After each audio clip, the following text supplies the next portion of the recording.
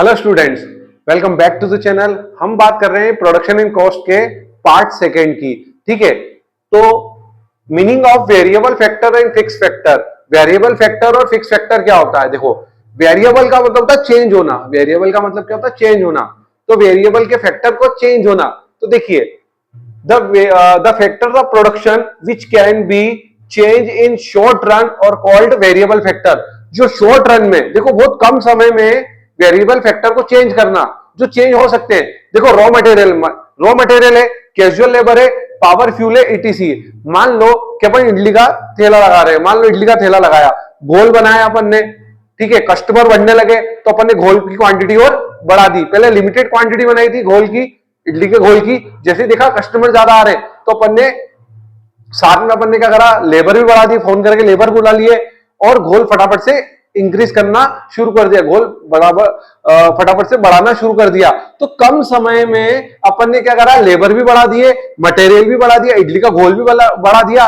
तो इससे क्या हुआ, प्रोडक्शन इंक्रीज हो गया कम समय में। तो इसको बोलेंगे अपन वेरिएबल फैक्टर, जो चेंज कर सकते हैं कम समय में। ठीक है, और होता है फिक्स्ड फैक्टर। अब फिक्स्ड फैक्टर को क्या कहते हैं कि शॉर्ट रन में चेंज नहीं कर सकते हो। क्या आप बिल्डिंग बढ़ा सकते हो? आप एक और बिल्डिंग खरीद सकते हो क्या फटाफट से?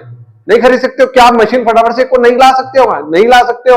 तो फिक्स फैक्टर में एग्जैक्टली यही है कि बिल्डिंग आप ला नहीं पाओगे शॉर्ट रन में, प्लांट नहीं ला पाओगे। तो ऐसे फैक्टर जो कम समय में फिक्स्ड होते हैं, चेंज नहीं कर सकते हैं, they can not be change. ये लिखा हुआ है ना, the can not be change. Fix factor में क्या होगा, the factor of production which can not be change, which can not be change. ठीक है, और वेरिएबल फैक्टर में क्या होगा, चेंज। क्या होगा, चेंज। चेंज तो विच कैन बी चेंज। तो आपको वेरिएबल से ध्यान रखना, वेरिएबल में मतलब चेंज हो जाएगा। ठीक है, चेंज हो जाएगा। और फिक्स्ड में क्या होगा, कैन नॉट बी चेंज। ये शॉर्टकट ट्रिक याद रखना। वेरिएबल मतलब चेंज होना शॉर्ट रन में, और फिक्स मतलब कैन नॉट बी चेंज। ठीक है, फिक्स फैक्टर में। ठीक है, और अगर एग्जाम के अंदर फिक्स फैक्टर और वेरिएबल फैक्टर में डिफरेंस आ जाता है तो एग्जाम के अंदर आप क्या कर सकते हो, थर्ड पॉइंट बना सकते हो। पहला पॉइंट आप बना सकते हो मीनिंग, सेकंड पॉइंट आप बना सकते हो एग्जाम्पल, और थर्ड पॉइंट आप बना सकते हो आपका कांस्टेंट। तो वेरिएबल फैक्टर में इट इज नॉट कांस्टेंट और फिक्स्ड में इट इज कांस्टेंट, है ना। इट इज नॉट कांस्टेंट, ये कांस्टेंट नहीं होता है, स्थिर नहीं होता है, स्टेबल नहीं होता है। कौन? Variable factor. और फिक्स फैक्टर में इट इज कांस्टेंट, ये कांस्टेंट होता है। ठीक है, ये कांस्टेंट होता है, ये फिक्स रहता है, स्टेबल रहता है। ठीक है सर, हम लिख सकते हैं क्या, it is not stable, it is stable? बिल्कुल लिख सकते हो। ठीक है, तो ये आपका डिफरेंस भी बन जाएगा। ठीक है, थर्ड नंबर का ये आपका डिफरेंस भी बन जाएगा। उसके बाद बात करेंगे प्रॉफिट की। नॉर्मल है सर, प्रॉफिट तो हमें मालूम है, फिर भी आप लैंग्वेज में कैसे लिखोगे? The difference between revenue and cost.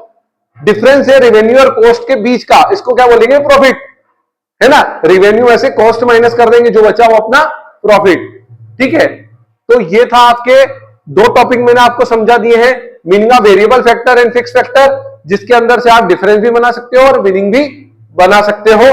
ठीक है, उसके बाद प्रॉफिट समझाया। वैसे देखा जाए तो 3 क्वेश्चन हो गए आपका। एक मीनिंग हो गया वेरिएबल फैक्टर और फिक्स फैक्टर का, और दोनों के बीच में डिफरेंस, और थर्ड हो गया आपका प्रॉफिट।